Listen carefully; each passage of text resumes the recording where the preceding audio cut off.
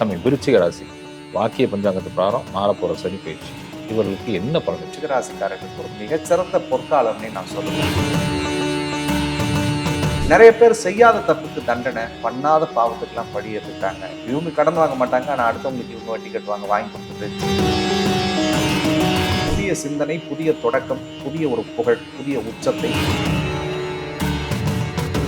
அரிசி இருந்து பருப்பு இருந்து அறுசுவையோடு 1000 பேத்துக்கு சோறு போடுற தகுதி எனக்குள்ள இருந்தும் கூட நான் நிம்மதியா கஞ்சி குடிச்சிட்டு படுத்து தூங்கணும்னு சொல்லாம வலியோடு அழுத நாட்கள் விருச்சிக ராசிக்கு அதிகம். நீங்கள் செஞ்ச புண்ணிய பலன்கள் கண்டிப்பா உங்களுக்கு இந்த பீரியட்ல வேலை செய்யும். அதுக்கு ஒப்பாக அதே மாதிரி நீங்க ஏதாவது பாவம் பண்ணியிருந்தாலும் 5ல் சனி இருக்கும்போது மலையின் மீது இருக்கக்கூடிய முருகப்பெருமானுடைய திருக்கோவில் எதுவாக இருந்தாலும் சஷ்டி திதியிலையோ அல்லது செவ்வாய்க்கிழமையிலையோ இந்த நாட்களில் எந்த நாள் உங்களுக்கு எதுவாக இருக்கோ அந்த முருகனை பார்த்து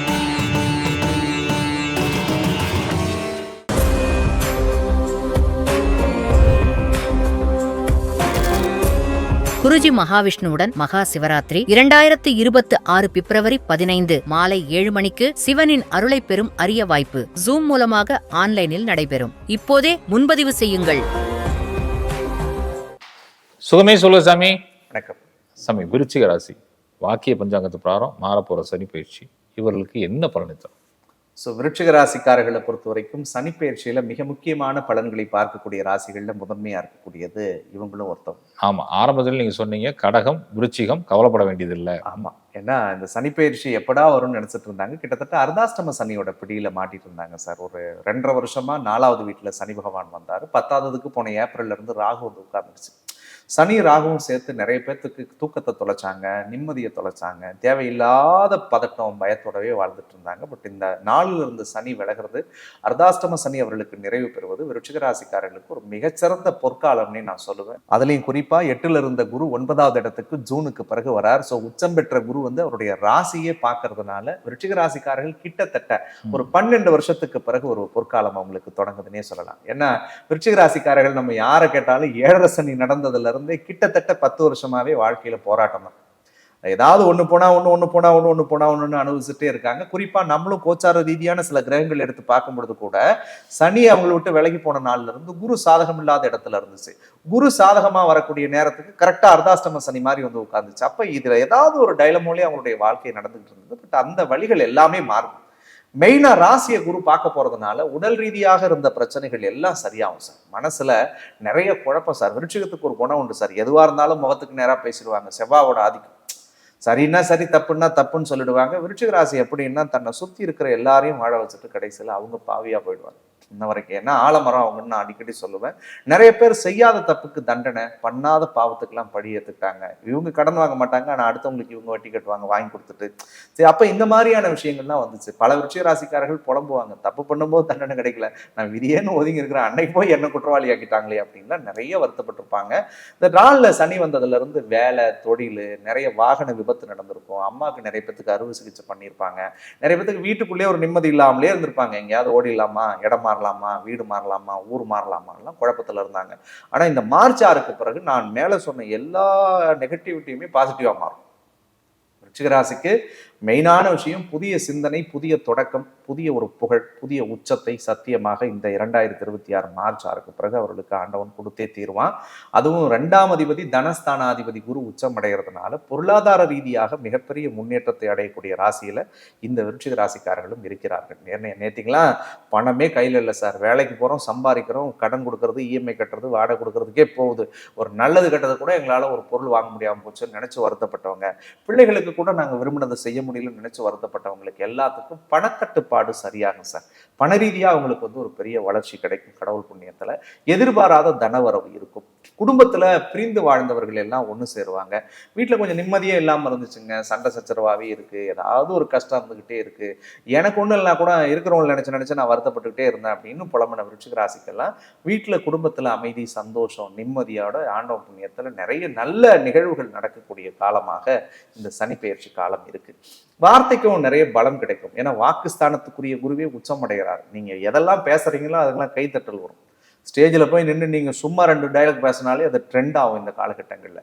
அப்போது அதே மாதிரி பேசும் துறைகளில் இருக்கக்கூடியவர்களுக்கு இந்த காலகட்டம் ஒரு பெரிய பொற்காலம். விருச்சிக ராசியிலிருந்து ஒரு பேச்சாளராகவோ அல்லது வேற ஏதாவது ஒரு நடிகர்களாகவோ, அல்லது ஏன் நம்ம ஜோதிடர்களே இருந்தாலும் சரிதான், அரசியல் துறையில் இருக்கக்கூடியவர்கள், அந்த மாதிரி மார்க்கெட்டிங் டிபார்ட்மெண்ட், இவங்களுக்கெல்லாம் கொஞ்சம் நல்ல பாசிட்டிவான காலமா இருக்கும். ஸ்டூடெண்ட்ஸுக்கும் படிக்கக்கூடிய மாணவர்களுக்கெல்லாம் போட்டித் தேர்வுகளில் கலந்துட்டு எழுதுறவங்களுக்கெல்லாம் கண்ணை மூடிட்டு இந்த பீரியட்ல எக்ஸாம்ஸ் எழுதுனா நல்ல ரிசல்ட் அவங்களுக்கு கிடைக்கும் சார். இதுக்கு முன்னாடி எழுதின லாஸ் ஆகிட்டே இருந்த ஒரு 3 வருஷமா ஃபெயிலியர் ஆகுதுன்றவங்களாம் கூட கண்ணை மூடிட்டு எழுதுங்க. ஜூனுக்கு பிறகு கண்டிப்பா சுப செய்தி அவங்களுக்கு வந்தே தீரும். அதே மாதிரி இந்த சகோதர வழி உறவுகளுக்குள்ளே நிறைய கஷ்டம் இருந்துச்சு விருச்சிக ராசிக்கலாம். அண்ணன் தம்பிக்குள்ள சண்டை, அக்கா தங்கச்சிக்குள்ள சண்டை, சொத்து தகராறு, எல்லாம் பாசமா நான் தான் வளர்த்தேன், கடைசியில் எனக்கு 100 ரூபா செய்யறதுக்கு கணக்கு பார்த்தாங்க. இந்த மாதிரியான பஞ்சாயத்தெல்லாம் நிறைய நடந்தது. அந்த சிக்கல்கள் எல்லாம் சரியாகும். அப்ப உடன் பிறந்தவர்கள் இரத்த சம்பந்தமான உறவுகளுக்குள்ள பந்தமும் பற்றும் இணைப்பும் இணக்கமும் உருவாகக்கூடியதா இருக்கும். 3வது நபர்களால ஒரு நல்ல காரியங்களும் நல்ல நிகழ்வுகளும் கடவுளர்களோடு ஆண்டவன் ஏற்படுத்தி தருவான். குறிப்பா 4ஆம் இடத்துல சனி ராகு வந்து உட்கார்ந்ததுல இருந்தே அம்மாவுக்கு ஆகாத காலம். நிறைய பேர் தாயை இழந்திருப்பார்கள், நிறைய பேர் தாய்க்கு அறுவை சிகிச்சை பண்ணாங்க, நிறைய பேருக்கு தாயை நினைச்சு வருத்தப்பட்டிருப்பாங்க அம்மாவுக்கு இப்படி இருக்குன்னு. சில பேர் அம்மாவை பிரிஞ்சு வாழ்ந்தாங்க, நிறைய பேர் அந்த சொந்த ஊர் சொந்த வீட்டுக்குள்ளேயே இருக்க முடியாது சார், சூனியம் வச்ச மாதிரி இருக்கும் சார். வாசப்படியை தாண்டி வெளியில வந்துட்டா ராஜயோகம், வீட்டுக்கு போனா நீச்சப்பாங்க சார், வெளியில வந்துட்டா 100 பேர் கையெழுத்து கும்பிடுவாங்க சார், உள்ள போயிட்டா ஏன்டா வந்தோம்னு நினைக்க தோணும் சார். எல்லாம் இருக்கு. அரிசி இருந்து பருப்பு இருந்து அறுசுவையோடு 1000 பேத்துக்கு சோறு போடுற தகுதி எனக்குள்ள இருந்தும் கூட நான் நிம்மதியா கஞ்சி குடிச்சிட்டு படுத்து தூங்கணும்னு சொல்லாம வலியோடு அழுத நாட்கள் விருச்சிக ராசிக்கு அதிகம். வீட்டுல நிம்மதி இருந்தா போதும், வேற எதுவும் வேணாம் அப்படின்லாம் நிறைய புலம்புனாங்க. ஏன்னா சர்ப்பமனை தோஷம் இருந்தது. எப்படின்னா ரிஷபராசிக்கு 4ல் கேது இருக்கும் பொழுது வரக்கூடிய தாக்கங்களை நம்ம பட்டியலிட்டோமோ, அதே மாதிரி இந்த விருச்சிக ராசிக்காரர்களுக்கு 4ல் ராகு இருக்கும் பொழுது ஒன்று வீட்டை சுற்றி பாம்பு மேற மாதிரி இருக்கும், வாரையில பார்த்தா பாம்பு தொங்குற மாதிரி இருக்கும், வீட்டுக்குள்ளேயே சில பேர்த்துக்கு பாம்பு வரும், நிறைய பேர்த்துக்கு பாம்பு கனவு வரும், வண்டியில போனாலும் குறுக்கில் போகக்கூடியதா இருக்கும். அப்படி இல்லைன்னா சருமம் சார்ந்த நோய்களை நிறைய பேர்த்துக்கு அந்த விருச்சிக ராசிக்கு இந்த காலகட்டங்களில் சந்திச்சிருப்பாங்க. இது எதுவுமே இல்லைன்னா ஒரு ஆன்சியஸோட இருப்பாங்க, ஒரு ஆன்சைட்டி, டிப்ரெஷன், இல்லாத நிகழ்வு நினைச்சு வருத்தப்படுறது, இது நடந்துருமா அது நடந்துருமான்லாம் தோணும் 4ஆம் இடத்துல ராகு கேது வந்துச்சுன்னா. ஸோ இந்த பீரியட் அவங்க அனுபவிச்சுட்டு இருக்காங்க. சனியோட சேர்ந்து இருக்கும்பொழுது ரொம்பவே இந்த ஒரு வருஷம்லாம் டஃபாக தான் இருந்துச்சு. சனி விலகிடுச்சுன்னா முருக முன்னியத்தில் நல்ல மாற்றங்கள் வர ஆரம்பிச்சிடும். ஏன்னா 4ஆம் இடத்துக்கு அதிபதி சனி, அந்த சனியை உச்சமான குரு பார்க்க போறாரு. அப்போ தாய்க்கு இருந்த உடல் உபாதை சரியாகும் சார், மனையில இருந்த சிக்கல் சரியாகும், ஏற்கனவே அட்வான்ஸ் கொடுத்து முடிக்காத இடம் ரெஜிஸ்ட்ரேஷன் ஆகும், கடகால் போட்டு கட்டி முடிக்கப்படாத வீடு கட்டி முடிச்சிருவாங்க, வண்டி லோனே அடைக்க முடியல சார், இஎம்ஐ எடுத்துட்டு ஏலத்தில் போயிடணும்னு நினைச்ச வண்டியை திரும்ப இவங்க ரீட்டைன் பண்ணக்கூடிய வாய்ப்புகள் இருக்கு. பழைய வண்டியை மாத்திட்டு புது வண்டி வாங்கணும்னு நினைச்சவங்களுடைய கனவுகள் சரியாகும். தொழிலில் இன்வெஸ்ட் பண்ணிட்டு கிட்டத்தட்ட ஒரு 3 வருஷமா முடங்கி போச்சு சார், ஒண்ணுமே இல்லைங்க நான் விட்டுட்டு வந்தலான்னு பாக்குறேன்றவங்களுக்கெல்லாம் கடவுள் புண்ணியத்தில் தொழிலில் ஒரு பெரிய முன்னேற்றம், பெரிய மாற்றம், திருப்பம் வரும். ஏன்னா இதுக்கு முன்னாடி பிசினஸே பண்ணி நான் 100 கோடி டர்ன் ஓவர் பண்றேன்னு விருச்சிக ராசி சொன்னாலும் கூட தேவையில்லாத செலவாக தான் பண்ணியிருப்பாங்க. 100 கோடிக்கு நீ 1000 கோடி சொத்து வாங்கியிருக்கலாம், அது 10 தடவை வச்சிருந்து அதை செய்ய முடியாது. அல்லது 100 கோடி இன்வெஸ்ட் பண்ணி நல்ல விஷயத்தை செயல்படுத்தி இருந்தா கடவுள் உனக்கு 1000 கோடி ரிட்டர்ன்ஸ் கொடுத்துருக்கும், அதையும் செய்ய விட்டுருக்காது. வர்றது 50 கோடி வந்தாலும் செலவு 60 கோடியா போகக்கூடிய சூழ்நிலையை தான் உருவாக்கி இருக்கும். ஏன்னா அது ஜாதகப்படி இந்த 4ஆம் இடத்துல சுகஸ்தானத்துல பாவகிரகங்கள் இருக்கும்பொழுது அந்த பாதிப்புகளை கொடுத்துச்சு. ஆனா இனி வரக்கூடிய பீரியட் அந்த சிக்கல்கள்ல இருந்து கடவுளுடைய அருளோடு சரி பண்ணிடுவார். அதே மாதிரி 5ல் சனி வராது, 5ஆம் இடத்துல பஞ்சமஸ்தானத்துல பூர்வ புண்ணியத்துல சனி வருது, குருவினுடைய பார்வையும் வருது. நீங்கள் செஞ்ச புண்ணிய பலன்கள் கண்டிப்பா உங்களுக்கு இந்த பீரியட்ல வேலை செய்யும். அதற்கு ஒப்பாக அதே மாதிரி நீங்க ஏதாவது பாவம் பண்ணியிருந்தாலும் 5ல் சனி இருக்கும்போது அதை கண்டிப்பா அனுபவிச்சுதான் தீரணும். அந்த பாவத்தை யார் ரூபத்துல அனுபவிப்பீங்கன்னா உங்க குழந்தைங்க ரூபத்துல அனுபவிப்பீங்க. ஏன்னா 5வது வீடுன்றது பிள்ளைகள் சார்ந்த இடம். அப்ப எதுல கவனமா இருக்கணும்? பிள்ளைகளோட படிப்பு, பிள்ளைகளுடைய உடல்நலம், பிள்ளைகளோட திருமணம், இது சார்ந்த விஷயத்துல விருச்சிக ராசிக்கர் கவனமா இருக்கணும். ஏன்னா பிள்ளைகளால் மன உளைச்சல் வரும், பிள்ளைகளால் மனசு கஷ்டம் வரும், பிள்ளைகளை நினைச்ச வருத்தங்கள் ஏற்படும். நீங்க நல்லா இருப்பீங்க, ஆனா குழந்தைய நினைச்சு தேவையில்லாத கஷ்டங்கள் வரும், அதுல மட்டும் கவனமா இருக்கணும். இப்போ சின்ன பிள்ளைங்களா இருந்தா ஹெல்த்து, வெல்த்து, ஸ்டடீஸ்ல கவனம், டீனேஜ்ல இருந்தா அவருடைய கல்யாண விஷயத்துல கொஞ்சம் கவனம், இல்லைன்னா அதை நினைச்சே வருத்தம் வரதுக்குரிய வாய்ப்பு இருக்கு. அதற்கடுத்தது விருச்சிக ராசிக்காரர்களுக்கு முக்கியமா ஹெல்த் வைஸ்ல இருந்த சிக்கல்லாம் சரியாகும். ஏன்னா ராசியை குரு பார்க்கறதுனால உடல் ரீதியா மன ரீதியா இருந்த போராட்டங்களுக்கெல்லாம் ஒரு மிகப்பெரிய விடை கிடைக்கும். ஏற்கனவே ட்ரீட்மெண்ட் எடுத்தவங்கெல்லாம் அந்த மெடிசன்ஸை நிறுத்துறதுக்குரிய வாய்ப்பு இருக்கு. ஆன்சைட்டிக்கு மாத்திரை போடுறேன், டிப்ரெஷனுக்கு மாத்திரை போடுறேன், எனக்குள்ள ஸ்ட்ரெஸ் இருந்துச்சுன்னு சொல்லி புலம்புறவங்கெல்லாம் பகலவனை கண்ட பனி போல ரொம்ப பெர்ஃபெக்டா சூப்பரா கிளியர் ஆயிடுவாங்க சார். இனிமேல்லாம் கவலையப்பட வேணாம், அவங்கெல்லாம் மனத்தெம்போடு மனத்தெளிவு கிடைச்சிடும். அதே மாதிரி ரொம்ப முக்கியமா கல்யாண வயசுல இருந்து கல்யாணம் நடக்கவே இல்லை, கிட்டத்தட்ட 6-7 வருஷமா வரன் பார்க்குறோம், நிறைய கோயில் போயிட்டோம், சாமி கும்பிட்டோம், நிறைய பூஜைகளை பண்ணி கூட கடவுள் எங்களுக்கு பலன் கொடுக்காம இருந்துச்சுன்னு நினைச்சு புலம்புன விருச்சிக ராசிக்காரங்களுக்கு மனசுக்கு பிடிச்ச மனவாழ்க்கை அமையும். காதல் திருமணங்கள் நிறைய நடக்கும் இந்த காலகட்டங்களில். பிரிந்து வாழ்ந்த தம்பதியர்கள் ஒன்றா சேருவாங்க. அதே மாதிரி ஒரே வீட்டில இருந்து புருஷ முண்டாட்டியாவே வாழாமல் நாங்கள் விலகி இருக்கோம்னு நினைச்சவங்கலாம் கூட ஆண்டவன் புண்ணியத்தை ஒரு அந்யோன்யத்தோடு வாழக்கூடிய நிலையை கடவுள் கொடுப்பார். அதே மாதிரி நிறைய கடன் கொடுத்துட்டு ஏமாந்தாங்க விருச்சிக ராசி, 8ல் குரு இருந்துச்சுங்க. அதே மாதிரி நிறைய வம்பு வழக்குகளை சந்திச்சுட்டு இருந்தாங்க கடந்த ஒரு வருஷம் முழுக்க. தேவையில்லாத வம்பு, தேவையில்லாத வழக்கு, தேவையில்லாத பிரச்சனை, சிக்கல். வேடிக்கை என்னன்னா செய்யாத தப்புக்கெல்லாம் தண்டனை இவங்க அனுபவிச்சுட்டு இருந்தாங்க. அந்த சிக்கல்கள் சரியாகும். அப்ப நீண்ட நாட்களா வாராம இருந்த கடன் வரும். கொடுத்துட்டு வராத விஷயங்கள்லாம் உங்கள்கிட்ட வந்து சேரும். நீங்க கடன் வாங்கி அடைக்க முடியாத தவிச்சதெல்லாம் கடனை கொடுத்து கடன் இல்லாத பெருவாழ்வு வாழக்கூடிய நிலையை கடவுள் தருவார். ரொம்ப முக்கியமா 9ல் உச்சம் அடைகிறார் ஜூனுக்கு பிறகு குரு. 9ல் குரு உச்சம் அடைஞ்சதுக்கு பிறகு நீங்கள் தொடக்கூடிய அத்தனை செயல்களும் துலங்கும். இதை தான் பண்ணணும்லாம் இல்லை விருச்சிக ராசி, எதை வேணாலும் செய்யலாம் சார். அவங்க எதை வேணாலும் கண்ணை மூடிட்டு பண்ணலாம். ஒரு பிஸ்னஸ் பண்ணணுமா பண்ணுங்க, ஒரு நல்ல விஷயத்துக்கு 10 ரூபா செலவு பண்ணுறீங்களா செய்யுங்க. உங்களுக்கு எது சரின்னு உங்கள் ப்ரொஃபஷன் வைஸ் நீங்கள் நினைக்கிறீங்களோ அதை கண்ணை மூடிட்டு பண்ணுங்க. 9ல் குரு வந்துச்சுன்னா கண்டிப்பாக கடவுள் உங்களுக்கு நல்லதான் செய்வார். அந்த பீரியடை நல்லா பயன்படுத்துங்க. கண்டிப்பாக அந்த பீரியடில் ஒரு திடீர் யோகம், திடீர் அதிர்ஷ்டம், ஒரு திடீர் பணவரவு, ஒரு திடீர் திருப்பம் எல்லாமே உங்களுக்கு ஏற்படும். குறிப்பாக 10ல் கேது. 10ல் கேது இருக்கும் பொழுது விருச்சிக ராசிக்காரர்களுக்கு கண்டிப்பாக ஒரு ஜாப் ப்ரொஃபஷனில் ஒரு சேஞ்ச் வரும் சார். மார்ச் 6ஆம் தேதிக்கு பிறகு விருச்சிக ராசிக்காரர்களுக்கு ஒரு புதிய பதவி, புதிய பட்டம், புதிய பொறுப்பு, புதிய புகழ் வரும். கேது இருக்கிறதுனால கண்டிப்பாக அது இன்னும் ரிஃப்ளெக்ட் ஆகி வரும். அப்போது இடம் மாறுவீர்கள், எல்லை மாறுவீர்கள், ஊர் மாறுவீர்கள், பொறுப்பு மாற்றப்படும். எந்த துறையில் நீங்கள் இருந்தாலும் அந்த துறையினுடைய பொறுப்புகள் மாறக்கூடிய நிலையை ஏற்படுத்தும். இத்தனை மாற்றங்களும் நல்ல மாற்றமாக இருக்கணும்னு மட்டும் அவங்க வேண்டிக்கணும். ஏன்னா ராகு கேதுவை பொறுத்த வரைக்கும் பாவகிரகங்கள் 10ல் இருக்குன்னும் பொழுது கண்டிப்பாக அது சில நல்ல விஷயங்களை செய்யறதுக்கு முயற்சி பண்ணும். அது மே மாதத்துக்கு பிறகு உங்களுக்கு படிப்படியாக அந்த பலன்களை அனுபவிப்பாங்க. வேலையே இல்லைன்னு நினைச்சவங்களாம் வேலைக்கு கடவுள் புண்ணியத்தில் உட்காருவாங்க. அதே மாதிரி நிகர லாபம் பார்ப்பாங்க. இதுக்கு முன்னாடிலாம் மூலதனம் கிடைச்சா போதும்னு நினைச்சிட்டு இருந்தவங்களுக்கு கண்டிப்பாக இந்த பீரியட்ல லாபத்தை தொட்டு பார்த்து செலவு பண்ணக்கூடிய பீரியட் இருக்கும். 12ஆம் இடம் தெய்வ வழிபாடும் தூரதேச பிரயாணங்களும் இவர்களுக்கு நிறைய அனுகூலங்களை ஏற்படுத்தக்கூடியதாகவே இருக்கு.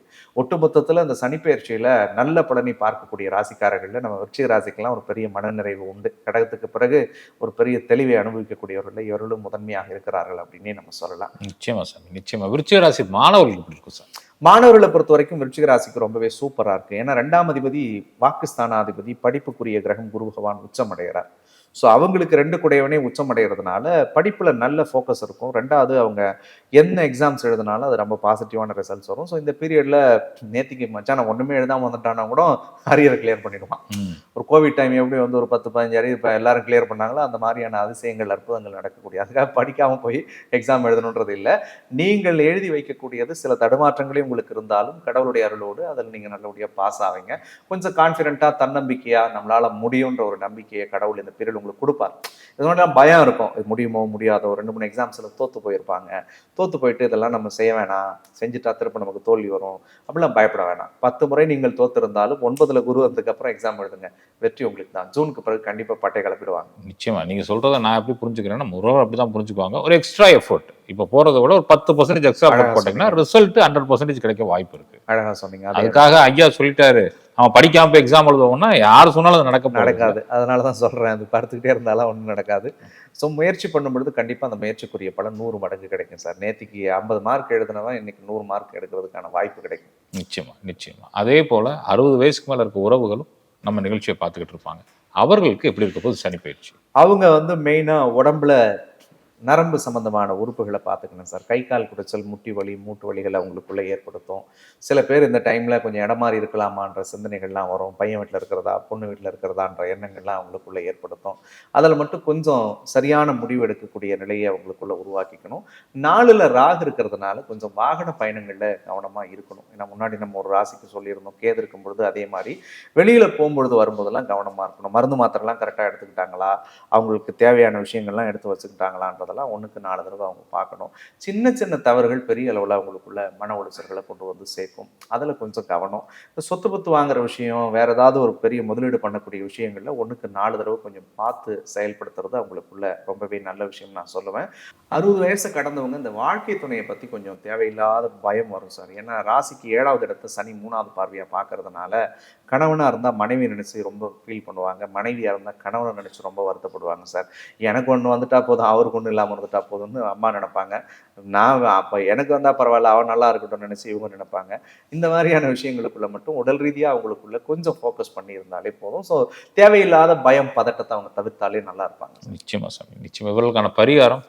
விருச்சிக ராசிக்காரர்களை பொறுத்த வரைக்கும் தலைவன் முருகப்பெருமானுடைய பாதத்தை அவங்க இறுக்கமாக பிடிச்சாலே போதும். ஸோ முருகப்பெருமானுடைய வழிபாடு விருச்சிக ராசிக்காரர்கள் வாழ்க்கையில் ஒரு பெரிய மாற்றத்தை தரும். ஏன்னா கடகத்தில் குரு உச்சம் அடைகிறாருங்க.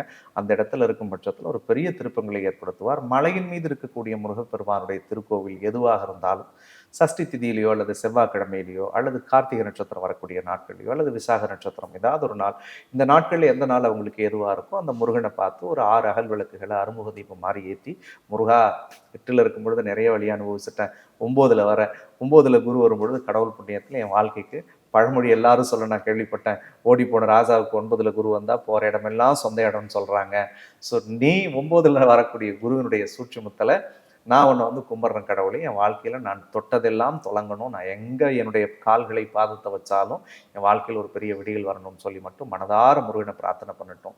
சத்தியமாக அவருடைய வாழ்க்கை மிகப்பெரிய வெற்றியை நோக்கி போகும். நிச்சயமா சாமி. நெஞ்சார்ந்த நன்றிகள் சாமி. சுகமே சொல்க. சந்தோஷம் சார்.